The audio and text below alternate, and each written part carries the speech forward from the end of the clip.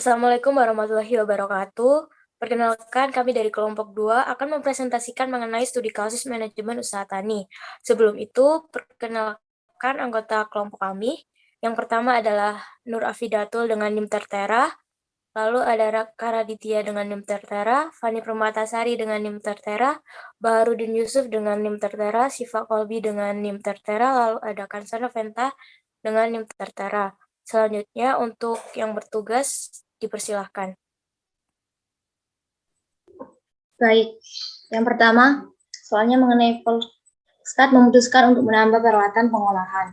Outlet apa yang bisa digunakan Volkswagen untuk memasarkan produknya? Nah, outlet yang digunakan oleh Volkswagen untuk memasarkan produknya yaitu outlet modern. Outlet modern menggunakan sistem pelayanan mandiri yang menjual berbagai jenis barang secara eceran, misalnya minimarket. Kemudian pada era modern seperti sekarang ini sudah terdapat media sosial yang digunakan sebagai media untuk melakukan pemasaran produk melalui sarana promosi yang dapat berinteraksi dan bisa menjangkau lebih banyak konsumen sehingga perusahaan dapat meningkatkan penjualan dengan secara efisien. Next. Nomor 2, sebutkan 2 kemungkinan jenis organisasi bisnis yang sesuai untuk Volkswagen Company. Berikan 2 keuntungan dan 2 kerugian untuk setiap jenis organisasi. Yang pertama itu firma.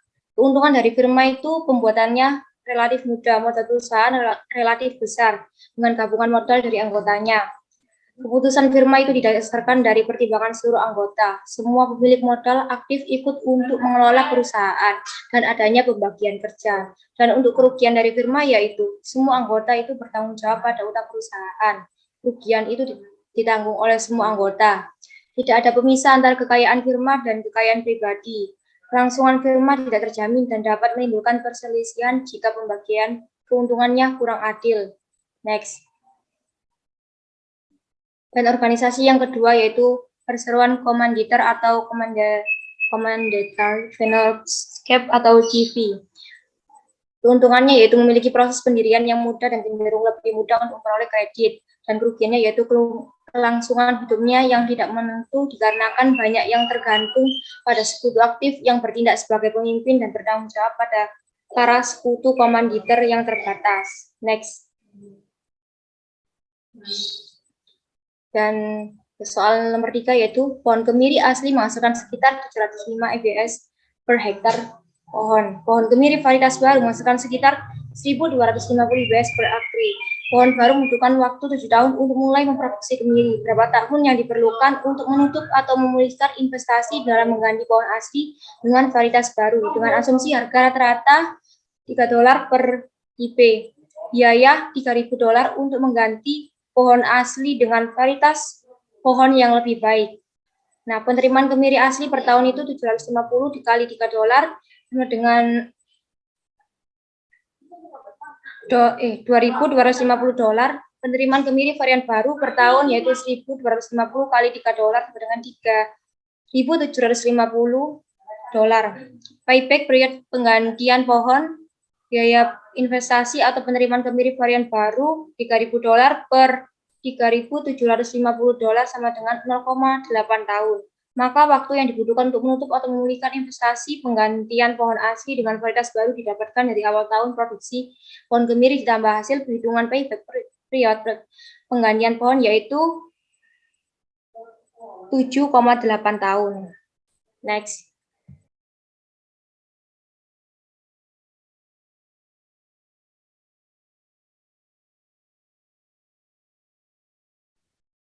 Lalu ada nomor 4. Bagian dari membangun bisnis yang sukses adalah mengumpulkan tim spesialis untuk memberikan pengetahuan dan saran ahli untuk membuat keputusan terbaik. Sebutkan 4 spesialis yang harus dimiliki Brian dan Brianna dalam tim produksi dan manajemen mereka. Yang pertama ada riset dan analisis. Tim produksi dan manajemen berkewajiban untuk melakukan analisis perkembangan produk dan riset terhadap pasar. Oleh karena itu, keterampilan dalam riset dan analisis yang kuat sangat dibutuhkan. Tanpa adanya keterampilan tersebut, kemungkinan besar tim produksi dan manajemen akan kesulitan untuk membuat produk roadmap yang baik. Jika hal tersebut terjadi, tentu akan berakibat fatal pada perkembangan produk dari suatu perusahaan. Yang kedua ada pemikiran strategis. tim produksi dan manajemen harus memiliki pemikiran yang strategis karena profesi tersebut harus melakukan perencanaan strategi untuk mengendalikan biaya dan mengelola risiko saat produksi berjalan. Yang ketiga, menentukan prioritas. Bagian tersulit dalam tim produksi dan manajemen adalah mengambil keputusan yang terbaik di tengah banyaknya pendapat. Untuk itu, keterampilan menentukan prioritas sangat dibutuhkan untuk memecahkan kasus dalam sebuah bisnis. Yang keempat, ada komunikasi. Keterangan komunikasi sangat berperan dalam tim produksi dan manajemen karena akan berkomunikasi dengan berbagai tim lainnya. Mereka harus pandai dalam berkomunikasi dengan berbagai macam background.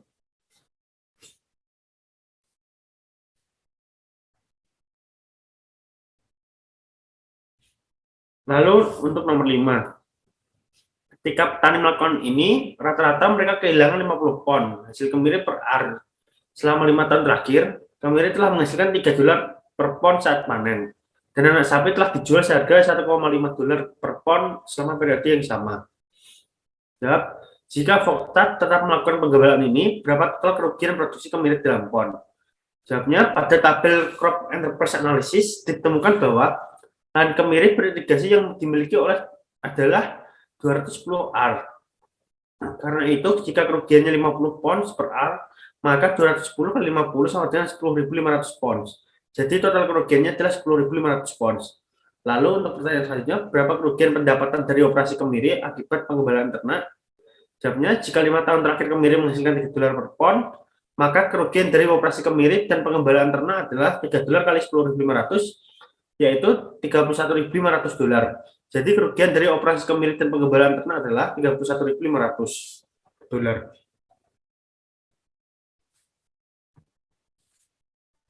Lalu, berapa berat total yang harus dihasilkan ternak dibandingkan dengan hasil kemiri untuk mengimbangi kerugian operasi kemiri? Jawabnya, anak sapi dijual seharga $1,5 per pon, kerugian yang dihadapi adalah $31.500. Maka untuk menutup kerugian tersebut diperlukan anak sapi setidaknya dengan berat total $31.500 per $1,5, yaitu 21.000 pons. Lalu pertanyaan selanjutnya, jika Volkstat dapat menggembalakan 1 ekor per hektar dalam area pohon kemiri, berapa pon yang harus diperoleh setiap ekor saat digembalakan? Sebenarnya karena kerugian yang diterima 50 pons per ar, maka setiap sapi tersebut harus 50 pons per ar. Lalu, apa keuntungan menggembalakan sapi dibandingkan kemiri? Tanaman kemiri mendapat nutrisi tambahan dari kotoran sapi dan gulma yang dimakan sapi akan membuat tanaman kemiri tidak berebut nutrisi dengan gulma. Selain itu, produksi kemiri merupakan usaha yang membutuhkan perencanaan jangka panjang. Berbagai peristiwa alam dapat berdampak negatif yang besar pada produksi kemiri, misalnya cuaca buruk, penyakit, dan serangga. Lalu, apa kerugian menggembalakan sapi dibanding kemiri? Jawabnya yaitu, untuk sapi, pengeluaran langsung $552,59, untuk pengeluaran overhead $421,26, untuk biaya produksi $107,91. Lalu untuk pendapatan kotornya yaitu $859,25. Lalu untuk kemiri sendiri pengeluaran langsung yaitu $1.391,33 ditambah $33,3. Lalu untuk pengeluaran overhead sendiri $432,27 ditambah $7,02. Biaya produksi $1,57. Untuk pendapatan kotor $3.352,38 ditambah $90. Untuk hasil bersih unit per becan yaitu $2,56. Lalu apa kerugiannya? Kerugiannya dapat hasil kemiri, jadi menurun karena ada kemungkinan pohon rusak karena sapi dan menambah modal lagi. Lalu untuk pertanyaan nomor 6, sebutkan 5 badan regulator yang potensial yang mungkin berinteraksi dengan produsen kemiri saat melakukan bisnis. Yang pertama yaitu FAO atau Food and Agriculture Organization. FAO adalah organisasi internasional yang dibentuk dengan tujuan untuk mengatasi berbagai permasalahan pada bidang pangan dan pertanian yang dapat mengganggu stabilitas pangan negara-negara di dunia, serta untuk membantu negara-negara yang menjadi anggotanya untuk mencapai taraf kesejahteraan dan ketahanan yang baik, sehingga tidak ada lagi negara yang mengalami krisis pangan. Lalu yang kedua ada Kementerian Pertanian. Kementerian Pertanian adalah kementerian negara di pemerintah Indonesia yang membidangi urusan pertanian. Berdasarkan Peraturan Presiden Republik Indonesia Nomor 45 Tahun 2015, Kementerian Pertanian mempunyai tugas menyelenggarakan urusan pemerintahan di bidang pertanian untuk membantu Presiden dalam menyelenggarakan pemerintahan negara. Lalu yang ketiga ada Badan Ketahanan Pangan. Badan Ketahanan Pangan merupakan unsur pendukung pada Kementerian Pertanian yang berada di bawah dan bertanggung jawab kepada Kementerian Pertanian.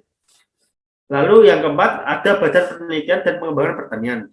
Badan Penelitian dan Pengembangan Pertanian mempunyai tugas untuk melaksanakan penelitian, pengembangan, dan inovasi di bidang pertanian. Yang terakhir ada Pusat Sosial Ekonomi dan Kebijakan Pertanian.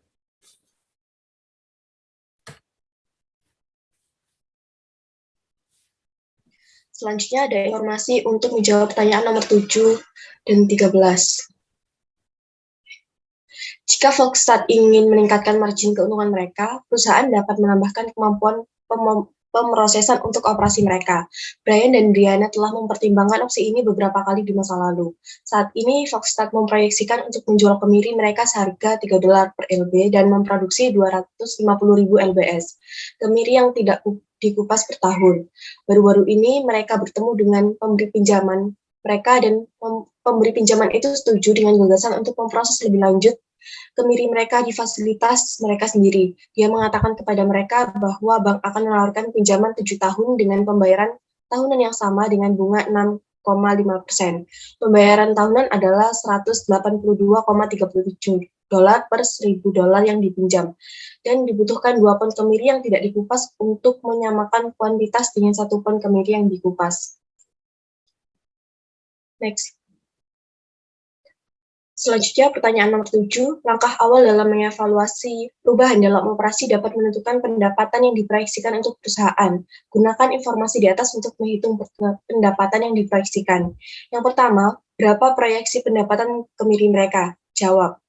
Proyeksi pendapatan kemiri yakni rumusnya 250.000 dikalikan $3, yakni menghasilkan $750.000. Selanjutnya, berapa total biaya langsung per hektar? Jawabannya adalah total biaya langsung per hektar menggunakan rumus pupuk ditambah bahan kimia tanaman ditambah biaya pengeringan ditambah penyewaan khusus ditambah tenaga kerja sewaan ditambah keperluan ditambah konsultan ditambah pemasaran dan ditambah energi irigasi ditambah minyak bakar ditambah perbaikan ditambah biaya operasional menghasilkan total $1.391,33. Next.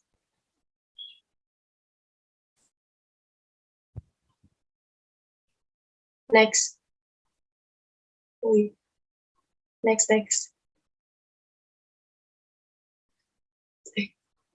Selanjutnya, berapa total biaya overhead per hektar?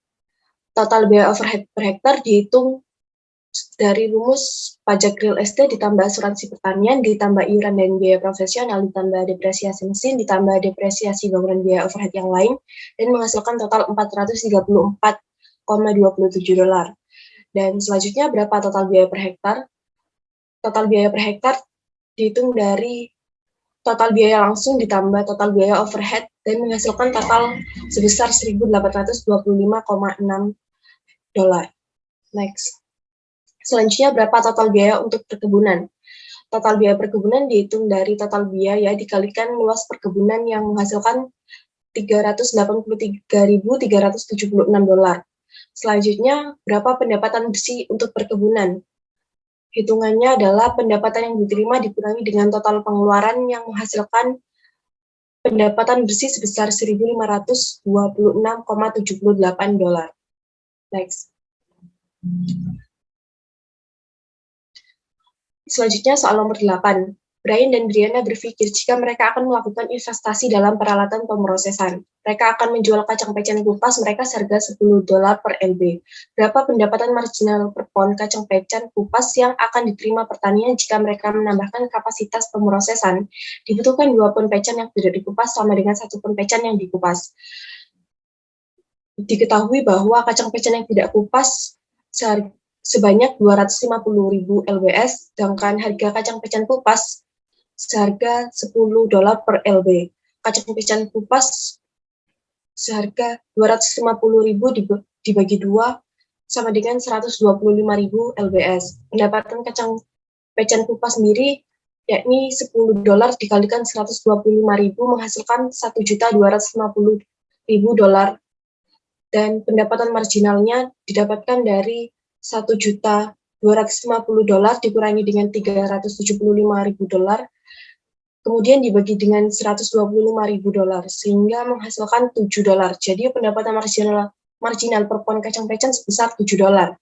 Next.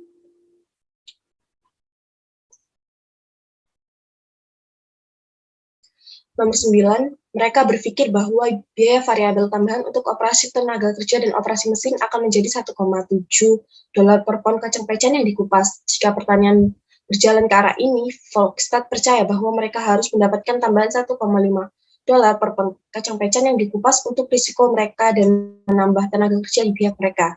Berapa banyak pendapatan marginal yang disumbangkan untuk membayar biaya tetap? Diketahui bahwa biaya variabel tambahan sebesar $1,7 per LB kacang-pecan kupas dan harga kemiri $10, sehingga pendapatan dihasilkan dari rumus $10 dikalikan 125.000 dan menghasilkan pendapatan sebesar $1.250.000 dan tambahannya $1,5 per LB kacang-pecan kupas, sehingga pendapatan marginalnya itu $1,5 per pon. Dan didapatkan total pendapatan marginal 125.000 dikalikan $1,5 dan menghasilkan 187.500 sehingga pendapatan marginal yang dapat disumbangkan untuk membayar biaya tetap sebesar $187.500.000. Next. Pertanyaan nomor 10, berapa banyak uang tunai yang harus disumbangkan Volkswagen setiap tahun untuk biaya tetap? Jadi Volkswagen membayar dan mengeluarkan uang tunai sebanyak $182,37 setiap tahunnya untuk membantu perusahaan untuk pemrosesan operasi mereka dengan bunga sebesar 6,5. Next.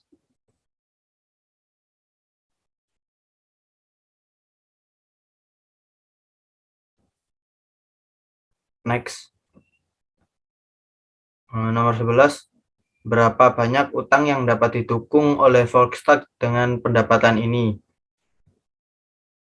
Di situ diketahui pada laporan tersebut, perusahaan Volkswagen memproduksi komoditas kemiri yang dimana merupakan produksi jangka panjang dan seluruh hutang yang harus dibayar oleh Volkswagen terdiri dari kewajiban lancar, kewajiban antara, dan kewajiban jangka panjang.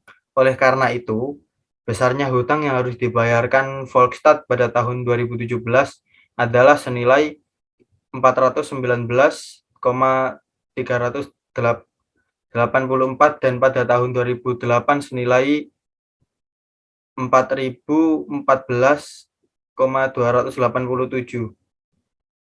Lanjut.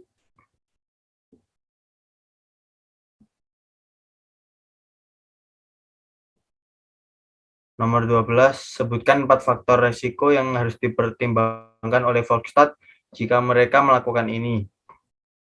Dalam melakukan sebuah usaha, perusahaan memiliki resiko yang harus dipertimbangkan baik dalam jangka pendek maupun jangka panjang.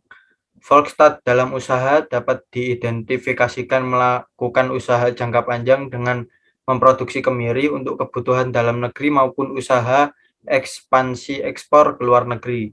Pertama, resiko datang dari keadaan ekonomi yang tidak pasti. Hal ini bisa ditinjau melalui biaya produksi maupun ongkos kirim ekspor yang meningkat yang disebabkan inflasi Amerika Serikat yang cenderung tinggi. Kedua, kondisi alam yang tidak menentu juga menjadi hal yang diperhatikan oleh perusahaan, khususnya iklim dan bencana angin puting beliung di Amerika Serikat yang sering terjadi. Ketiga, persiapan yang kurang matang oleh Volkswagen akibat kurangnya riset terhadap pengembangan kemiri. Keempat, strategi pemasaran yang salah, khususnya pada negara yang konsumsi kemirinya rendah. Next.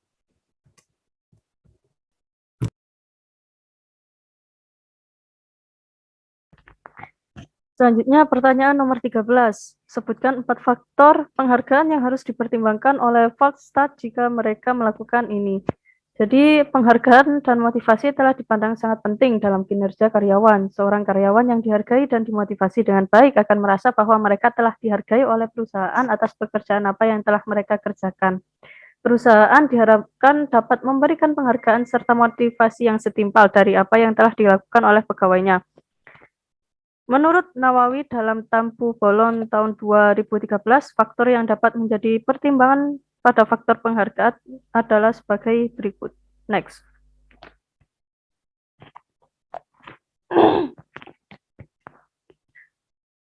Yang pertama yaitu faktor konsistensi internal. Faktor ini menetapkan penghargaan berdasarkan pada perbandingan jenis-jenis pekerjaan di dalam perusahaan. Untuk itu perlu dilakukan analisis jabatan, uraian pekerjaan, evaluasi pekerjaan, dan job structure untuk menentukan besarnya imbalan untuk tiap-tiap jenis pekerjaan. Yang kedua, faktor kompetensi eksternal. Faktor ini menetapkan besarnya penghargaan pada tingkatan di mana perusahaan masih memiliki keunggulan kompetitif dengan perusahaan lain, sehingga perusahaan dapat mempertahankan karyawan yang memiliki keunggulan atau berkualitas untuk tetap bekerja di perusahaan. Yang ketiga, faktor kontribusi karyawan. Faktor ini menetapkan besarnya penghargaan pada kontribusi yang telah diberikan karyawan kepada perusahaan. Penghargaan dapat ditetapkan berdasarkan senioritas, prestasi kerja, panduan insentif, dan program yang ada di dalam perusahaan. Dan yang terakhir, faktor administrasi. Faktor ini menetapkan besarnya penghargaan berdasarkan aspek perencanaan, anggaran yang tersedia, komunikasi, dan evaluasi. Next. Soal ke-14. Aspek penting dari manajemen adalah memastikan bahwa semua karyawan dan orang yang mengunjungi lokasi peternakan tetap aman. Sebutkan 5 bahaya keamanan yang harus dipertimbangkan oleh petani kacang pekan saat mengelola karyawan mereka. Bahaya keamanan yang harus dipertimbangkan oleh petani kacang pekan adalah sebagai berikut. Yang pertama, teknologi mesin yang digunakan. Yang kedua, penggunaan pupuk dan pestisida yang berlebihan. Yang ketiga, kondisi pohon yang sudah tua dan rawan tumbang. Yang keempat, kondisi lahan yang kurang baik. Dan yang terakhir, keamanan karyawan saat memanen kacang pekan. Next.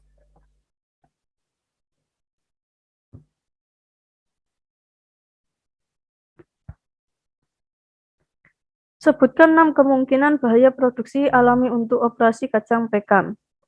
Kemungkinan bahaya yang dapat terjadi selama proses produksi untuk operasi kacang pekan adalah sebagai berikut. Yang pertama, kondisi lahan yang digunakan mengalami tingkat kesuburan yang kurang. Yang kedua, pohon kacang pekan mengalami serangan hama dan penyakit. Yang ketiga, pohon kacang pekan tidak dapat tumbuh dengan baik karena beberapa faktor. Yang keempat, kacang pekan yang sudah tua mengalami tumbang. Yang kelima, adanya bencana alam yang terjadi di lahan seperti tanah longsor dan banjir. Dan yang terakhir, terdapat tanaman gulma di sekitar pohon kacang pekan yang dapat mempengaruhi pertumbuhan kacang pekan. Next.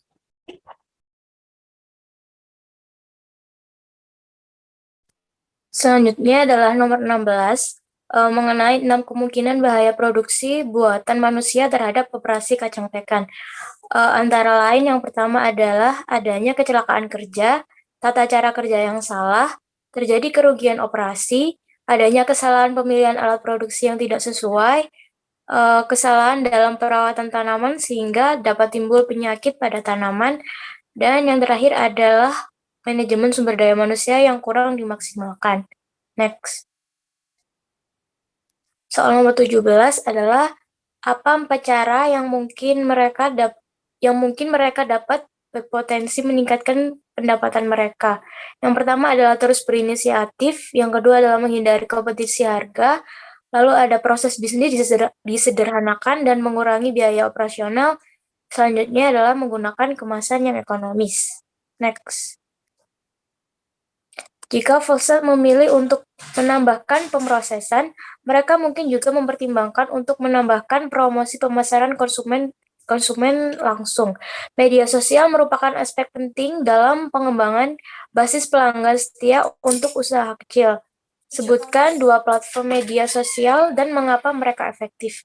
Yang pertama ada Instagram. Melalui Instagram ini banyak pengguna yang menggunakan sekitar 1 miliar user dan rata-rata umur 18 sampai 35 tahun. Instagram memungkinkan berbagi gambar maupun video sehingga pemasaran dapat dilakukan dengan sekreatif mungkin.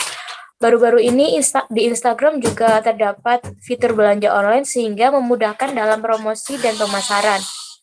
Yang kedua adalah melalui TikTok. Aplikasi TikTok sendiri merupakan aplikasi yang sedang tren dalam beberapa tahun terakhir. Pemasaran influencer dan promosi berbayar bermunculan. Oleh karena itu, TikTok memiliki potensi yang besar dalam mendorong kampanye viral berbiaya rendah. Next. 19. Jika mereka memilih untuk menggunakan media sosial untuk mempromosikan merek mereka, apa 2 atribut utama bisnis mereka yang dapat mereka tekankan dalam pesan media sosial mereka? Yang pertama, pemasaran melalui media sosial untuk suatu produk dapat menekankan pada harga jual yang ekonomis, sehingga dapat menarik konsumen agar tergiur dengan harga yang lebih murah. Yang kedua, selain itu mutu produk juga sangat penting disertakan dalam kegiatan promosi. Dengan mendesain produk serta merek dapat menjadi hal yang unik dari pandangan konsumen. Next.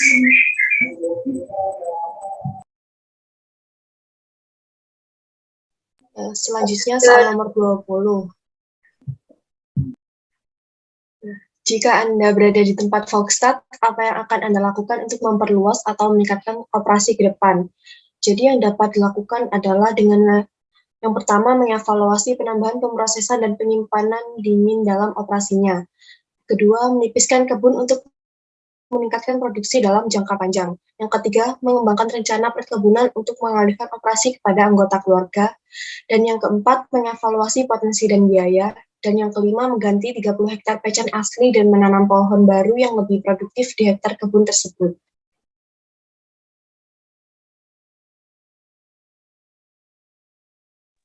Sekian presentasi yang dapat kami sampaikan.